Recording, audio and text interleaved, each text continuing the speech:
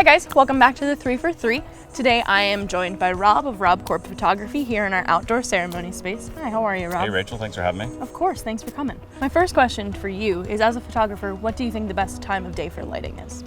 Great question, and as a photographer, lighting is very important to us. So we need to be conscious of what the light is doing at all times of day, especially shooting outdoors. If you're indoors, it's not as much of a factor, but weddings, most weddings, we want to take photos outdoors, and we need to be conscious of what that's doing. And that time of day is going to change based on the time of year. So in the summer or in the fall, it's all going to be relative to where the sun is at in the horizon.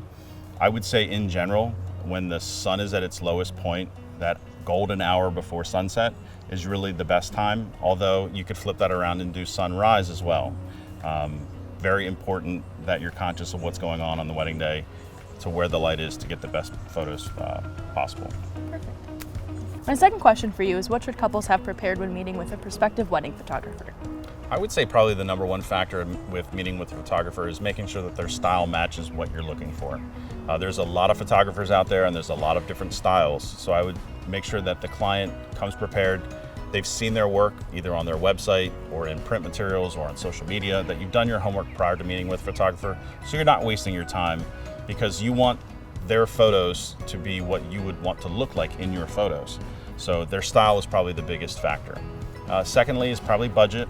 Make sure that they are not only offering things that you want, but also it's at a price point that you're comfortable with. So budget, and then lastly, probably what they have to offer. So, and that probably goes in line with budget, but is it a single photographer? Do they have a second shooter? Do they offer albums, online, USB delivery? Whatever they're offering, their budget and their style are probably the three main factors, and I would say you want to come to the table prepared to answer those. That was great advice. My last question for you is, what can you bring to the table as a wedding photographer?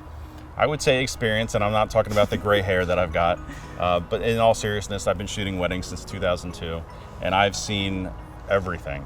I've seen weddings, outdoor weddings where it rains. I've seen ceremonies that a hurricane completely screwed up all the plans and they had to, drop back and punt. I've seen weddings where the limo has broken down. I've seen where things have just gone awry with the timeline, and you have to be adaptable. And I think by bringing some experience in public safety as a firefighter and as a police officer, that I'm used to dealing with stressful situations a lot, and wedding day is no different. So if something happens and our timeline is crunched and we have to get everything accomplished in a short period of time, that can be very stressful for some people. For me, I kind of just take what life's given to me and I adapt and we overcome and we make it happen. And I think that that being a well-rounded photographer, having seen all those experiences and being able to adapt is probably the best thing I can offer. Perfect. Well, thank you so much for coming out. Thanks we appreciate you being here. We will tag all of his social media below, so go check him out, and we will see you next week for another episode.